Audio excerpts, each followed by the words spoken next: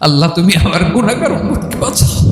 বিশ্বনবী পাগলের মতো একবার হাউজে কাউসারে যাবেন, একবার সিরাতে যাবেন, একবার পুলসিরাতের দিকে, একবার হাউজে কাউসারের দিকে পাগলের মতো দৌড়াতে থাকবেন।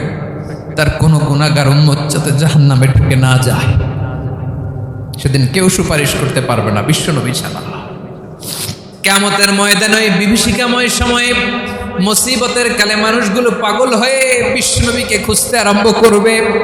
সবাই মিলে বিশ্বনবীর কাছে যেয়ে বলবে, ইয়া রাহমাতাল লিল আলামিন, ইয়া খাতামান নবীন, রাহমাতাল লিল আলামিন। দেখেন আমাদের কি অবস্থা, কি কঠিন বিপদে আমরা আছি, দাঁড়াতে পারি না, সূর্যের আলোতে ঘেমে হয়রান। আজকে কেউ সুপারিশ করতে পারবে না। সব নবীরা অপারগতা স্বীকার করেছে, তারা বলেছে আপনি ছাড়া কেউ নাকি আল্লাহর সামনে দাঁড়াতে পারবেন না, আপনি একটু সুপারিশ করেন। বিশ্বনবী বলবেন, আসো আসো, আজকের দিনে আমি ছাড়া আল্লাহর সামনে কেউ দাঁড়াতে পারবে না। বিশ্বনবী মাকামে মাহমুদে যে আল্লাহু আকবার বলে সিজদায় লুটিয়ে পড়বেন। আল্লাহ রাব্বুল আলামিন বিশ্বনবীকে এমন কিছু চমৎকার শব্দ শিখাবেন, ওই শব্দগুলো দিয়ে আল্লাহর প্রশংসা করে বিশ্বনবী কাঁদতে আরম্ভ করবেন। বিশ্বনবী এমন ভাবে অজর দ্বারায় সিজদায় লুটিয়ে পড়ে কাঁদবেন, রব্বুল আলামিনের রহমতের দরিয়ায় জোশ লেগে যাবে। রব্বুল আলামিন এই দৃশ্য থেকে সহ্য করতে পারবেন না। রব্বুল আলামিন বলবেন, ইয়া মুহাম্মদ ইরফা রাসাক, ও নবী আপনি মাথা তোলেন, মাথা তোলেন, আপনার কান্না আমি সহ্য করতে পারি না। নবী আপনি মাথা তোলেন, সাল তুতা, আজকে আপনি যা চাবেন তাই দেব। নবী আপনি সিজদা থেকে মাথা তোলেন, সাল তুতা, যা চাবেন তাই দেব। ওয়াশফা তুশাফা, যার জন্য সুপারিশ করবেন তার সুপারিশ কবুল করে নেব। বিশ্বনবী এবার মাথা তুলবেন। যে বিভীষিকাময় সময়ে প্রত্যেক নবী বলেছেন আমি পারবো না, প্রত্যেক নবী বলেছেন নফসি নফসি, আমার কি হবে আমি জানি না, আল্লাহ আমারে বাঁচাও। প্রতিটি নবী বলবেন নফসি নফসি, আল্লাহ তুমি আমারে বাঁচাও, আমারে বাঁচাও। বিশ্বনবী মাথা তুলবেন, তুলে বলবেন রব্বি হাবলি উম্মতি, আল্লাহ তুমি আমার গুনাহগার উম্মতকে বাঁচাও। এই দুনিয়ার বুকে রব্বুল আলামিন সব নবীকে একটা করে দাওয়া মুস্তাজাবা দিয়েছেন, মানে যে দোয়া করলে কবুল হয়ে যায় সাথে সাথেই। দাও বিহা, দুনিয়ার সব নবীরা ওই দোয়াটা দুনিয়ায় করে ফেলেছে। সব নবীকে আল্লাহ একটা করে দোয়া দিয়েছেন, নবী দোয়া করলেই কবুল। সব নবীরা ওই দোয়া করে ফেলেছে দুনিয়াতে। বিশ্বনবী বলেন আমি করি নাই। ওয়া ইন্নী আখতাবিউ দাওয়াতি শাফাআতান লি উম্মতি ইয়াউমাল কিয়ামাহ, আমার ওই স্পেশাল দোয়াটা আমি দুনিয়ার বুকে কঠিন বিপদে পড়েও কোনোদিন করি নাই। আমি আমার স্পেশাল দোয়াটা কিয়ামতের দিন আমার গুনাহগার উম্মতকে সুপারিশের জন্য রেখে দিয়েছি।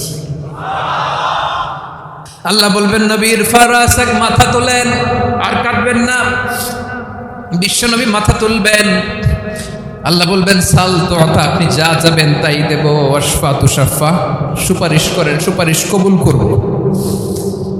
বিশ্বনবী বলবেন আল্লাহ ওই স্পেশাল দোয়াটা দুনিয়াতে করি নাই, আজকে আমি তোমার দরবারে দাঁড়িয়ে কিয়ামতের দিন ওই দোয়াটা করছি। আল্লাহ আমার যে উম্মতের হৃদয়ে যাররা পরিমাণ ঈমান আছে, আমার একটা উম্মতকেও তুমি জাহান্নামে ঢুকাতে পারবা না। বিশ্বনবী পাগলের মতো একবার হাউজে কাউসারে যাবেন, একবার সিরাতে যাবেন, একবার পুলসিরাতের দিকে, একবার হাউজে কাউসারের দিকে পাগলের মতো দৌড়াতে থাকবেন। তার কোনো গুনাহগার উম্মত যাতে জাহান্নামে ঢুকে না যায়, সেদিন কেউ সুপারিশ করতে পারবে না বিশ্বনবী ছাড়া। এজন্য 5 নম্বর আল্লাহ বললেন মান যাল্লাযী ইয়াশফাউ ইনদাহু ইল্লা বিইযনিহি, কার সাহস আছে, কার এত বড় বুকের পাটা কিয়ামতের কঠিন দিন আল্লাহর সামনে দাঁড়িয়ে সুপারিশ করবে? কারো ক্ষমতা নেই, কারো ক্ষমতা নাই। বিশ্বনবী সেদিন সিজদায় পড়ে উম্মতের জন্য কাঁদবেন, সবাই কাঁদবে নফসি নফসি, আল্লাহ আমারে বাঁচাও, আল্লাহ আমারে বাঁচাও। বিশ্বনবী বলবেন উম্মতি উম্মতি। বিশ্বনবী আমার জন্য কাঁদবেন, আপনার জন্য কাঁদবেন, আমাদের জন্য সেদিন কেঁদে কেঁদে জাহান্নামের দরজায় দাঁড়িয়ে আমাদেরকে টেনে টেনে জান্নাতে ঢুকাবেন। এজন্য এই বিশ্বনবীর ভালোবাসা যেন আমাদের হৃদয়ে ভরপুর থাকে। আমার ভাইয়েরা, প্রতি শুক্রবার বিশ্বনবীর উপরে বেশি বেশি যেন আমরা দুরূদ পড়ি। আমরা যখন বিশ্বনবীর সালাম দেই, দুরূদ পড়ি, একদল স্পেশাল ফেরেশতা আছে যারা বিশ্বনবীর দুরূদটা নিয়ে সরাসরি বিশ্বনবীর রওজায় যায়, যে বলে অমুকের বেটা অমুক আপনারে সালাম দিয়েছে। বিশ্বনবী নিজ কবরের থেকে নিজেই সালামের উত্তর দেয়। বিশ্বনবীর ভালোবাসা যেন আমাদের হৃদয়ে থাকে, বিশ্বনবীর সুন্নাহ দিয়ে যেন আমাদের জীবনটাকে সাজাই। পারা যাবে ইনশাআল্লাহ।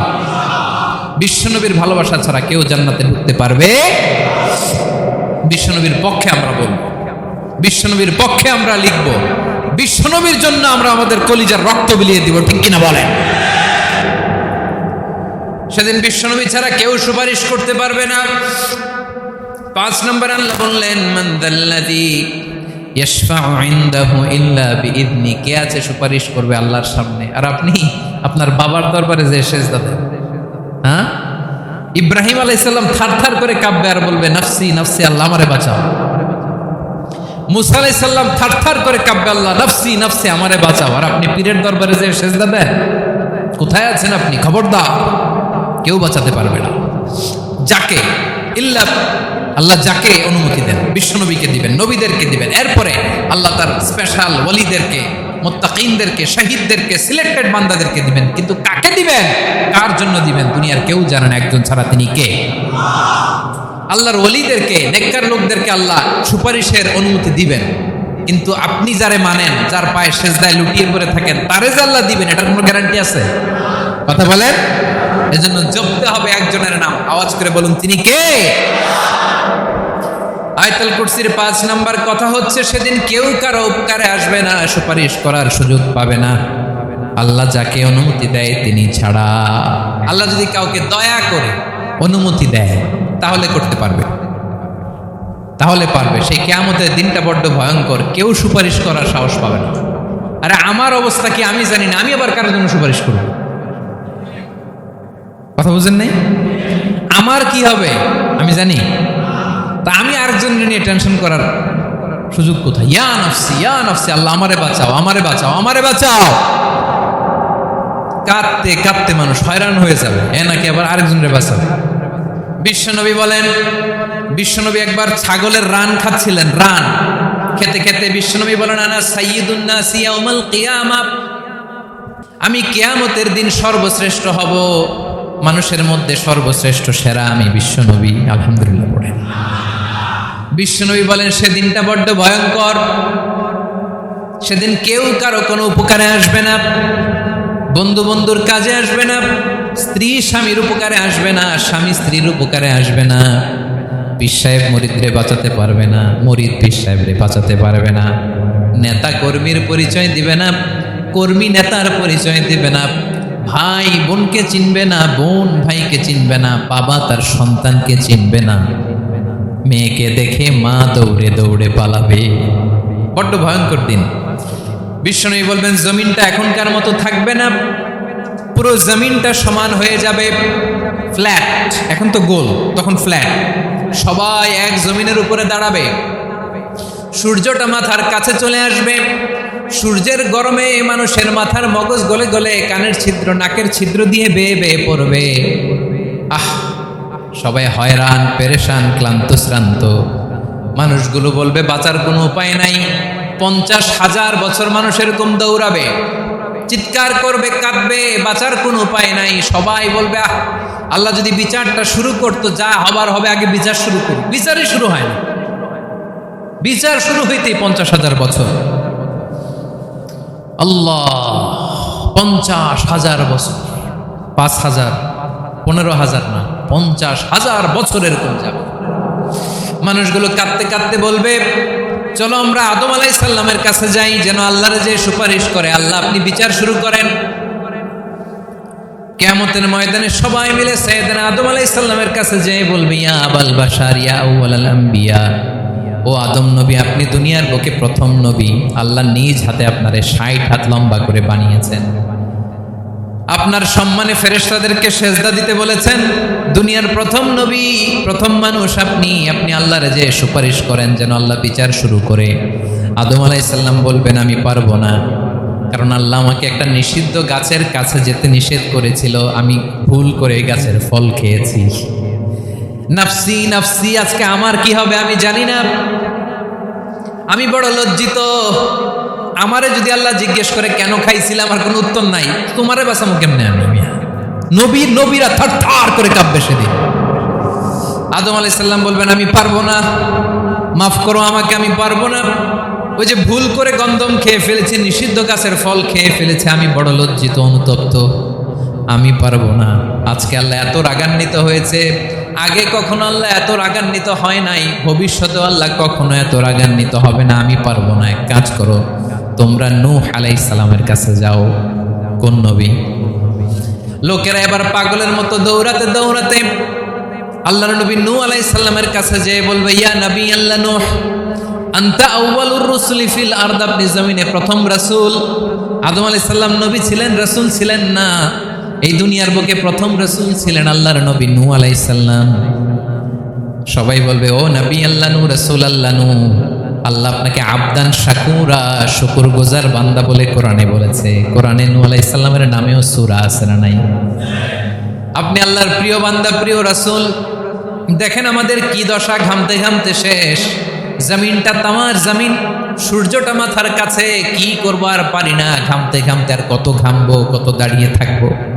আল্লাহরে যে বলেন বিচার যেন শুরু করে। নূহ আলাইহিস সালাম বলবেন আমিও পারবো না, আমিও পারবো না, আমি আমার ছেলের জন্য এক কথা বলে ভুল করে ফেলছি।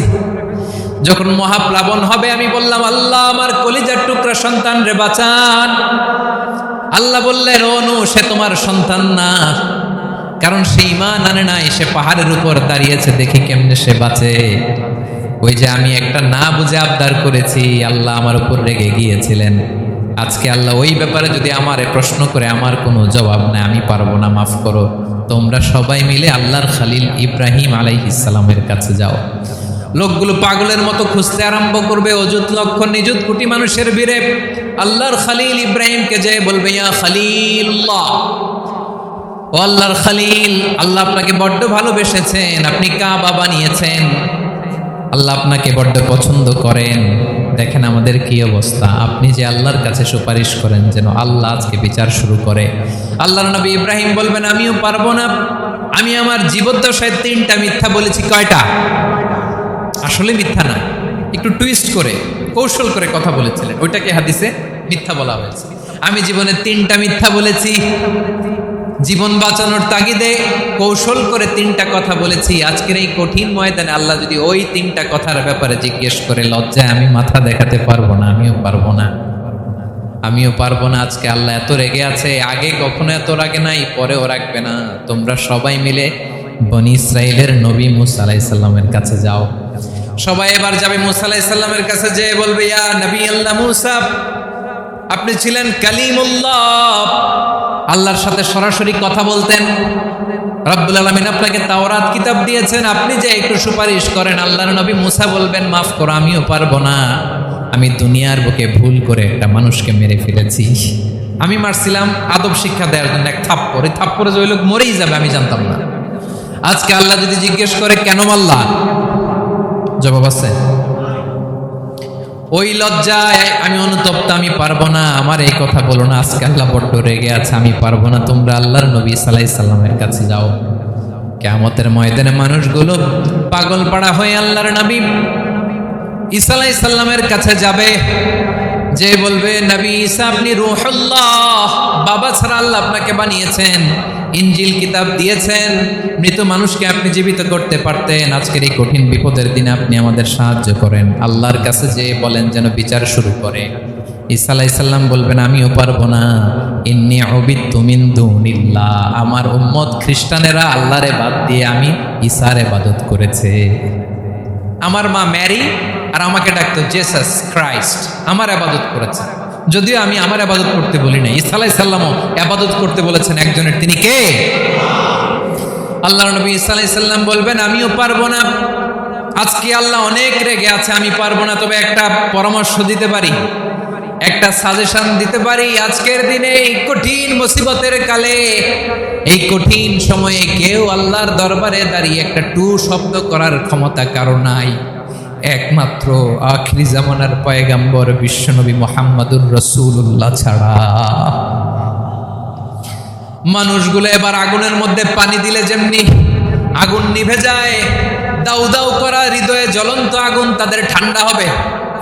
কিয়ামতের ময়দানে ওই বিভীষিকাময় সময়ে মুসিবতের কালে মানুষগুলো পাগল হয়ে বিশ্বনবীকে খুঁজতে আরম্ভ করবে।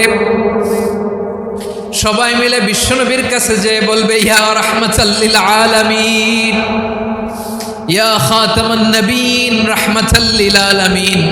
দেখেন আমাদের কি অবস্থা, কি কঠিন বিপদে আমরা আছি, দাঁড়াতে পারি না, সূর্যের আলোতে ঘেমে হয়রান। আজকে কেউ সুপারিশ করতে পারবে না। সব নবীরা অপারগতা স্বীকার করেছে, তারা বলেছে আপনি ছাড়া কেউ নাকি আল্লাহর সামনে দাঁড়াতে পারবেন না, আপনি একটু সুপারিশ করেন। বিশ্বনবী বলবেন, আসো আসো, আজকের দিনে আমি ছাড়া আল্লাহর সামনে কেউ দাঁড়াতে পারবে না। বিশ্বনবী বলবেন, আল্লাহ, ওই স্পেশাল দোয়াটা দুনিয়াতে করি নাই, আজকে আমি তোমার দরবারে দাঁড়িয়ে কিয়ামতের দিন ওই দোয়াটা করছি। আল্লাহ, আমার যে উম্মতের হৃদয়ে যাররা পরিমাণ ঈমান আছে, আমার একটা উম্মতকেও তুমি জাহান্নামে ঢোকাতে পারবা না। বিশ্বনবী পাগলের মতো একবার হাউজে কাউসারে যাবেন, একবার সিরাতে যাবেন, একবার পুলসিরাতের দিকে, একবার হাউজে কাউসারের দিকে পাগলের মতো দৌড়াতে থাকবেন। তার কোনো গুনাহগার উম্মত যাতে জাহান্নামে ঢুকে না যায়। সেদিন কেউ সুপারিশ করতে পারবে না বিশ্বনবী ছাড়া, কারো ক্ষমতা নাই। বিশ্বনবী সেদিন সেজদায় পড়ে উম্মতের জন্য কাঁদবেন, সবাই কাঁদবে, নফসি নফসি, আল্লাহ আমারে বাঁচাও, আল্লাহ আমারে বাঁচাও। বিশ্বনবী বলবেন, উম্মতি উম্মতি। বিশ্বনবী আমার জন্য কাঁদবেন, আপনার জন্য কাঁদবেন, আমাদের জন্য সেদিন কেঁদে কেঁদে জাহান্নামের দরজায় দাঁড়িয়ে আমাদেরকে টেনে টেনে জান্নাতে ঢুকাবেন। এজন্য এই বিশ্বনবীর ভালোবাসা যেন আমাদের হৃদয়ে ভরপুর থাকে। আমার ভাইয়েরা, প্রতি শুক্রবার বিশ্বনবীর উপরে বেশি বেশি যেন আমরা দুরূদ পড়ি। আমরা যখন বিশ্বনবীর সালাম দেই, দুরূদ পড়ি, একদল স্পেশাল ফেরেশতা আছে যারা বিশ্বনবীর দুরূদটা নিয়ে সরাসরি বিশ্বনবীর রওজায় যায়, যে বলে অমুকের বেটা অমুক আপনারে সালাম দিয়েছে। বিশ্বনবী নিজ কবরের থেকে নিজেই সালামের উত্তর দেয়।